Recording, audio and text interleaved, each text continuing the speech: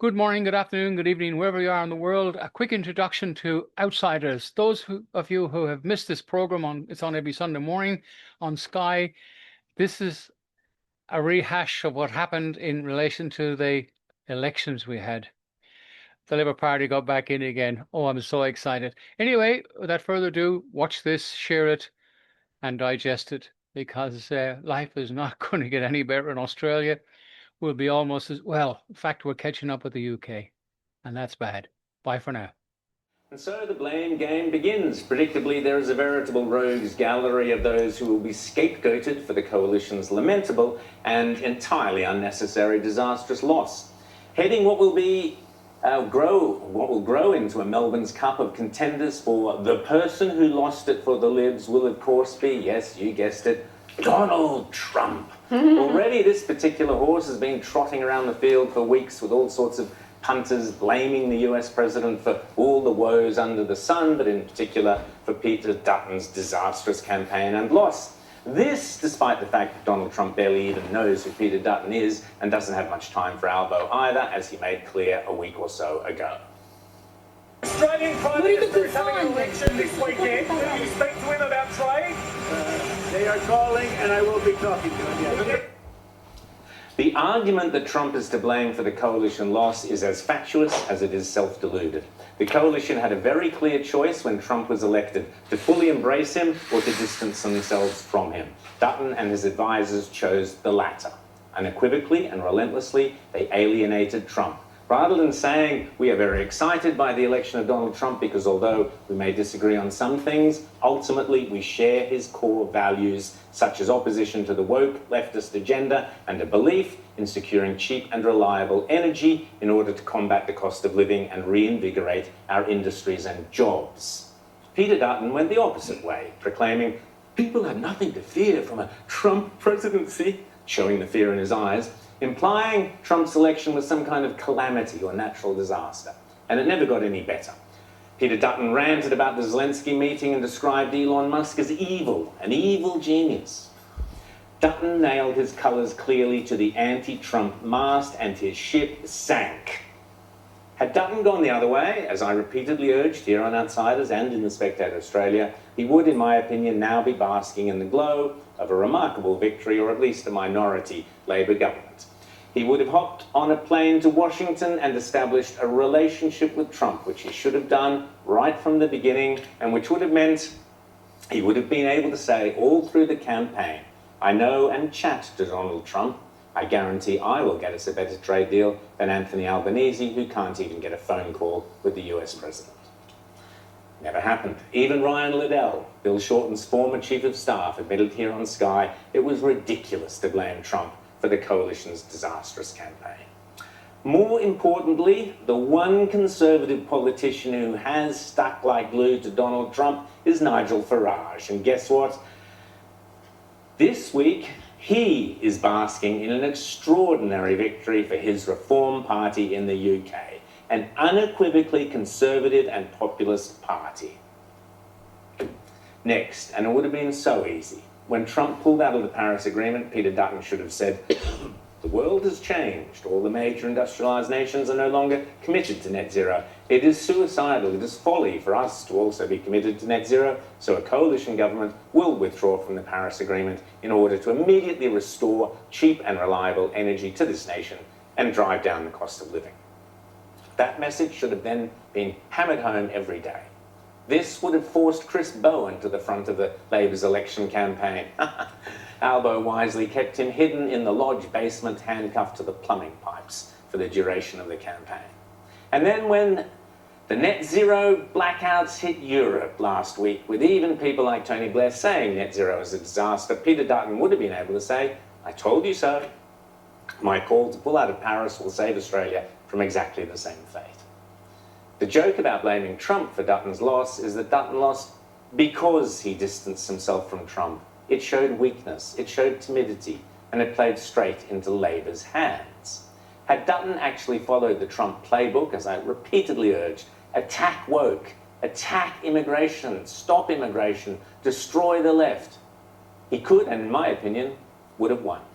There was no love for Labour. People just didn't see in the coalition a party that stands for something or even anything. They didn't see a coalition that was ready to fight for them because they couldn't even fight for themselves. All they saw was equivocation and cowardice. Let me be crystal clear. The decision to distance the Libs from Donald Trump was an unmitigated disaster. When Peter Dutton was Trump-like, strong, powerful, and fighting the woke orthodoxy, he won the unwinnable referendum. When Peter Dutton went anti-Trump, didn't attack woke, went Labour-light, he lost not only the election but also his seat. All the Trump haters can and will try and spin it however they like, but the facts are simple. The anti-Trump, small target, pro-woke strategy was a disaster. You go woke, you go broke. Let me say this with a minimum of hubris. When Peter Dutton and the coalition listened to this show and followed every single piece of advice from Rita, James, and myself on The Voice, they won in a landslide. When Peter Dutton and the coalition ignored every single piece of advice given to them by Rita, James, and myself again and again and again over the past 9 months about how to win government, they lost in a landslide. You can draw your own conclusions, but there is literally not a single other television show in Australia that can say the same thing. Not one. On another note, let me repeat, Peter Dutton's greatest legacy is not in fact winning the Voice referendum, magnificent though that was, but rather his greatest legacy was his unequivocal, unwavering and full-throated support for Israel after the horrors of October 7th at a nightmare time for Australian Jews. For that, Peter Dutton must be eternally honoured, and the Liberal Party must retain that unequivocal support no matter what lies ahead. Let me also make this point. The Labor Party did not tear down Peter Dutton. The woke leftist bedwetters of the Liberal Party tore down Peter Dutton and destroyed the Liberal Party in the process. The next two horses in our Melbourne's Cup field of people to blame will be Jacinta Price and Andrew Hastie for supposed clangers made during gaffes made during the campaign. Jacinta, and this goes back to the Trump nonsense, said we should be making Australia great again. When she did so, the Dutton mob clearly forced her to back away from those comments, which was simply idiotic. Who doesn't want to make Australia great again? And if not, why not? Worse, some in the coalition are blaming the decision to appoint Jacinta to a Doge-style position, saying that was a mistake. It was only a mistake because they didn't do anything with it or with her. Jacinta should have been out there every single day of the campaign with a list of the hundreds of ridiculous Labor government projects where hundreds of thousands, even millions of taxpayers' dollars are being spent and wasted on frivolous Indigenous bodies in Canberra diversity, in our inclusion woke rubbish, bureaucrats, while ordinary Australians can barely eat or feed or clothe or heat themselves. As for Andrew Hastie's comments, dredged up from a decade ago, about not allowing women into frontline combat, rather than running like scared rabbits, quick, playing hide the Hastie, the coalition should simply have said, Andrew Hastie is a former SAS officer. If anyone wishes to question him on his views, go and spend a few years in the hellhole of Afghanistan first and then give us your opinion. End of discussion. As was seen in an article in the Daily Telegraph this week, the bedwetters in the Liberal Party are already trying to scapegoat the so-called right-wingers, including Hastie and Price, for gaffes during the election. Also running a strong race in the blame game is, according to that James Campbell article, Shadow Treasurer Angus Taylor. Angus is blamed for not having prepared a proper opposition tax policy. Fair enough. But it is hard to escape the conclusion that those speaking off the record in this article are the bedwetters who are desperate to cling on to power and are therefore scapegoating everybody on the so-called right of the Liberal Party. There are also all sorts of attempts to blame this or that staffer or this or that group at HQ, and there is no question that the backroom mob performed abysmally. But the reality is that the rot starts at the top, and the blame must rest predominantly, if not entirely, with the leader, Peter Dutton. Peter Dutton was magnificent during the Voice campaign, once he was on board with no. And Dutton has been superb in his unequivocal support for Israel, as I said. That was the Peter Dutton that could would and should have won the election in a landslide. Single-minded, fighting the woke madness with conviction and purpose. Instead, what we got was an almost unrecognisable Dutton. Timid, scared of his own shadow, scared of anything vaguely Trumpian or right-wing, awkward, ambivalent, dancing to the focus groups and ultimately dancing to Labour's tune on virtually every single issue. Oppositions must oppose, not mimic, not agree, not minimise differences. People are instinctively wary of leaders who look unsure of themselves, and rightly so. Peter Dutton, the conviction politician, would now be headed for the lodge. Peter Dutton chose to abandon those core beliefs and followed the siren call of the pollsters and focus groups and bedwetting backroom boys. You reap what you sow. By the way, last week I told you about a brilliant line a friend of mine wrote, "Give Albo the elbow." There it is, plastered across a poster on Albo's own seat. Clearly hit a nerve. Maybe if the Libs had tried a little harder. The great tragedy is now we must suffer 3 more years under what will undoubtedly be the worst government in Australia's history. There's only one thing worse than a deluded Labor government, and that's an arrogant, deluded Labor government. But the question now has to be asked, is the modern Liberal Party, the so-called broad church, actually fit for purpose? Personally, I'd rather see a national Conservative Party combining the Nationals, One Nation, the other Libertarian, Family, Trumpets, or whatever they're called, all of those and the outstanding members of the Liberal Party who do wish to make Australia great again. The bedwetting Liberals have been an unmitigated disaster. They destroyed Tony Abbott, they gave us Malcolm Turnbull, they gave us Scott Morrison, they wasted 9 years in government, and then they destroyed Peter Dutton's chance, the hero of The Voice. Let the bedwetters form their own party. They can even call it the bedwetters, I'll let them. And let's have a proper national Conservative Party, a party prepared to fight climate change dogma and net zero, fight Indigenous separatism and woke identity politics, and stand for traditional Judeo-Christian Enlightenment, pro-Western and pro-American values. The sooner, the better for us all.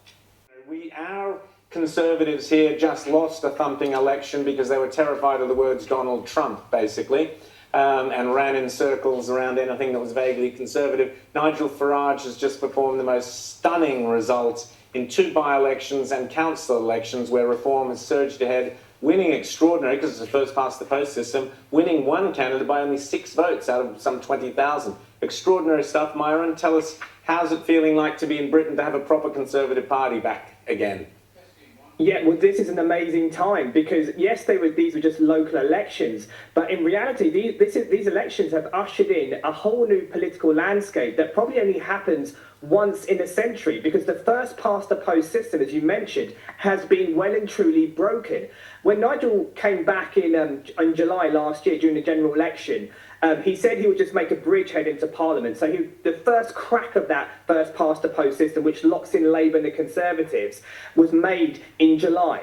And then as he progressed and during making arenas, filling up arenas with thousands of people and campaigning across the country, the accusation was Reform is just a protest party. It's something that is celebratory, yes, but full of razzmatazz, but nothing really of substance. So the real test came in these local elections where the polling had to translate into actual votes. And that is what has happened. And it's been an absolute bloodbath for the opposition parties. Reform got 670 odd councillors elected.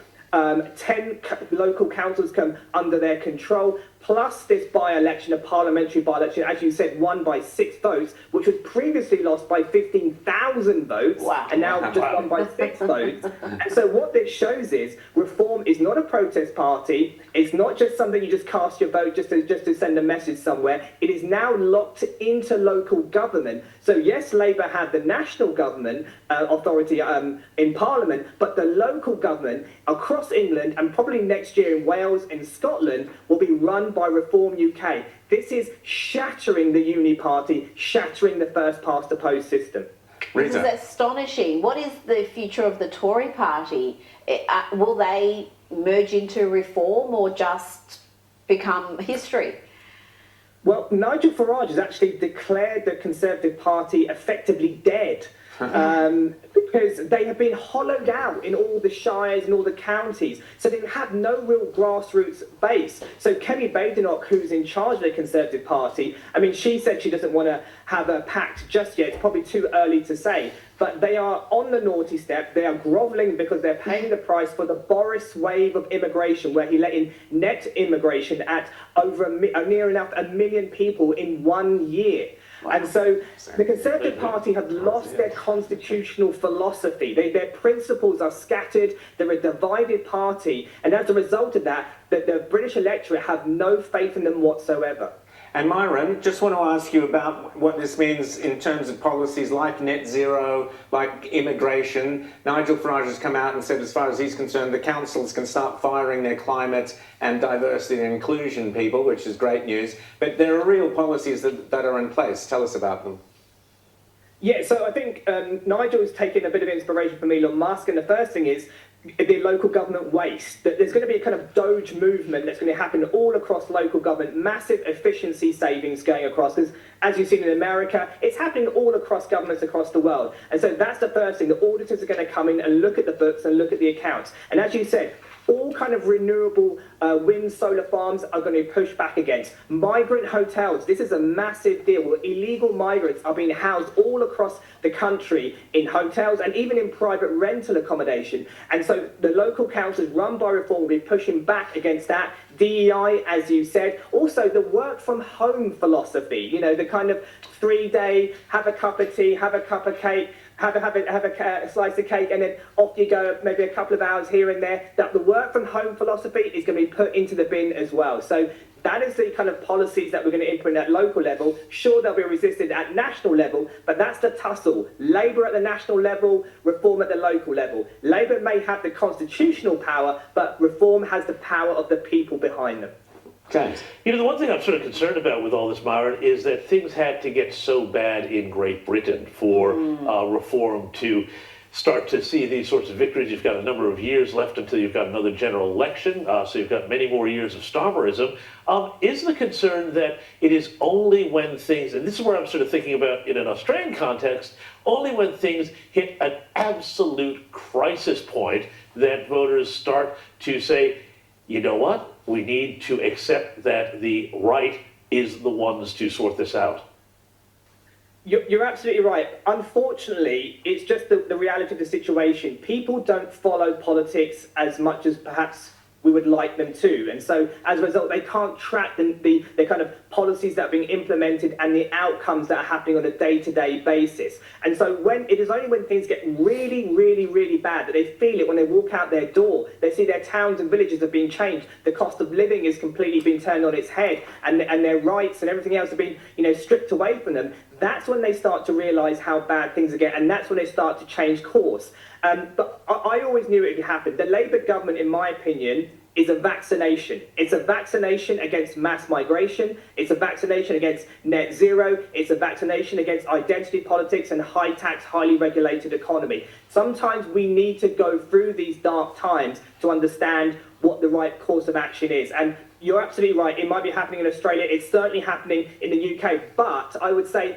when the local elections, the British government understand what the brand of Reform stands for. They get that it stands for low immigration, against net zero, identity politics, and so on. And as a result of that, Keir Starmer is going to have to change course. So by voting Reform, he is compelled, the pressure is on, that he's going to have to somehow move away from the left and tack to the right somewhat. Myron Central, Nathan, always great to get your insights and great to chat to you. Thanks so much for staying up. That's absolutely brilliant. And you're absolutely right. If a political party, particularly the right, stands for something, they win. That's Myron Central, Nathan, there in Britain. Hope the Libs are listening. After the break, James.